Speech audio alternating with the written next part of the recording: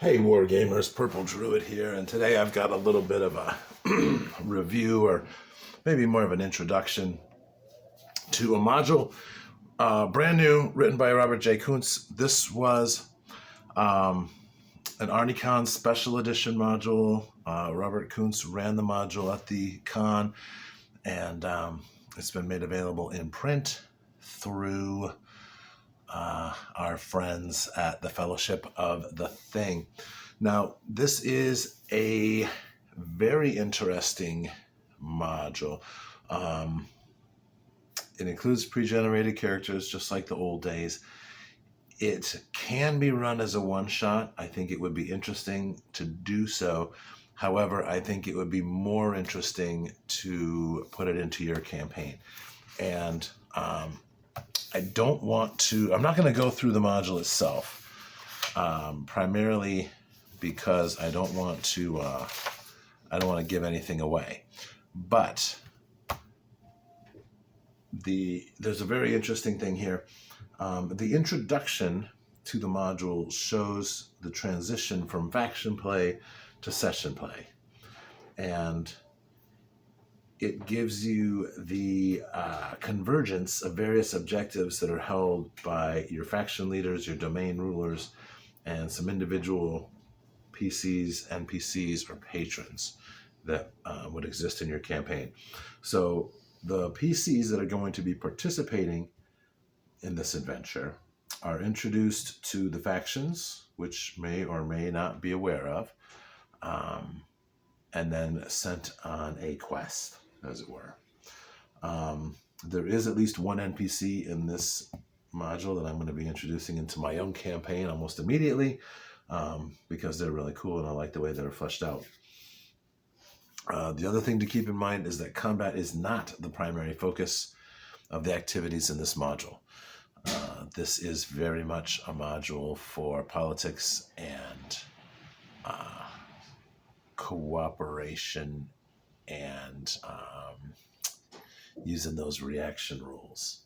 So if you're going to run this module, I recommend that you also get your hands on the First Fantasy campaign, as well as Blackmore Foundations, just so you can see some of those maps and see how these things might be related. But then you can plug this into your own campaign.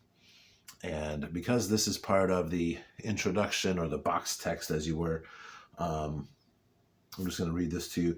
The PCs have been gathered in various ways, arranged by those duchies and others in high places that are working to defeat a revolution in the Duchy of Bulgren. Now, to me, that is the setup for a Bronstein-style session. Robert Kuntz gives us some more box text describing the complete political situation and a bit of the history that the players would need to know before embarking on their quest. Excuse me. The high level, or highly placed, they don't have to be high level, NPCs and patrons then outline the goal of the quest and give the adventurers some magic items to help them accomplish their mission, as well as a map. After the introduction, the rest is really quite straightforward and set out in a very traditional linear style, where the characters follow the map and have their interactions until they reach the end. And hopefully they are smart enough and coordinated enough to be able to complete their goal. Now, that being said, to me, the most fascinating aspect is the how did we get here part. How did the campaign world move and shift in order to create the inciting incident? Number one, what caused the unrest in Bulgren? Number two, who among the highly placed in the region stand to gain or to lose from a particular solution? For example, who gains from preventing war in Bulgren? Who gains from inciting civil war in Bulgren? How can someone outside of Bulgren improve their own position politically, economically, militarily, based on either results, whether there is a civil war or there isn't a civil war? So to me, these are fascinating questions, and ideally, your players and patrons would be interested in the answers to those questions as well. So what I'd like to do for the rest of our time together here is sort of give you a few pointers. These will be printed up on the Memoriam Substack so that you can use them in your own campaign. You don't have to, try to keep notes, because I know I do talk a little too quickly sometimes. But basically, you're going to set a timeline of events to begin 3 to 6 months in the future. So the events of this module will begin to affect your campaign 3 to 6 months in the future, depending on how fast things move, what sort of timekeeping you use, and how far apart your various political entities are. Second, you're going to choose a domain that is not controlled by any player or any patron, and that domain will be on the receiving end of the inciting incident. Unless you've got really good players, like elite level players, and they can handle the decapitation of a domain that would lead to this kind of unrest and a succession battle. You're better off using a domain that is not controlled by any of the actual participants.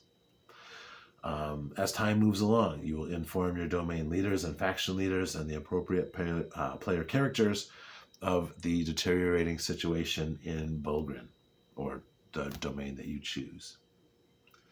And then finally, as things have been moving along, ideally your patrons and players will have been making preparations or discussing, at least amongst themselves, what possible actions they could take or what possible outcomes may occur. And then you can go ahead and set off the inciting incident and invite the players and patrons to a neutral location to discuss their options.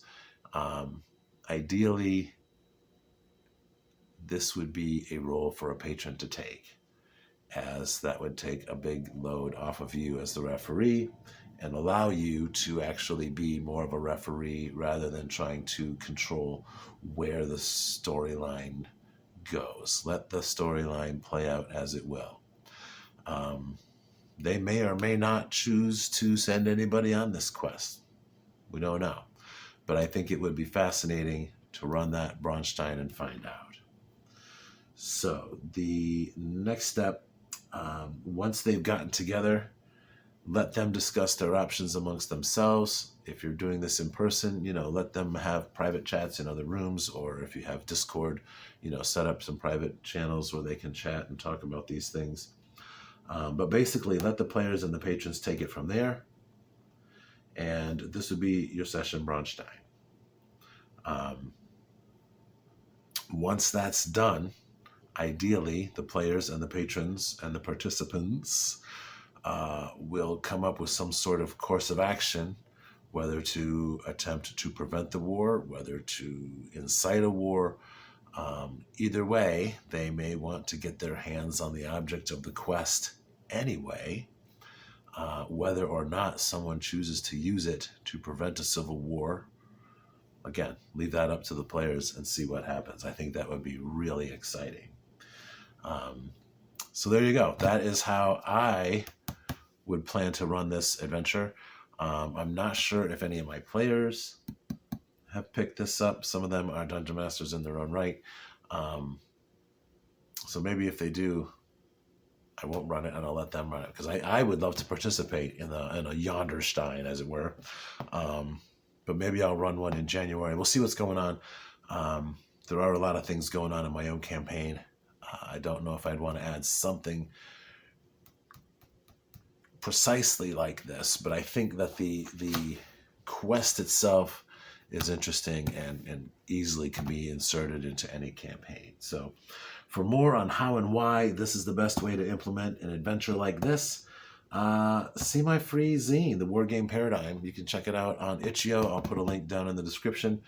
And as always, I welcome your constructive criticism and feedback.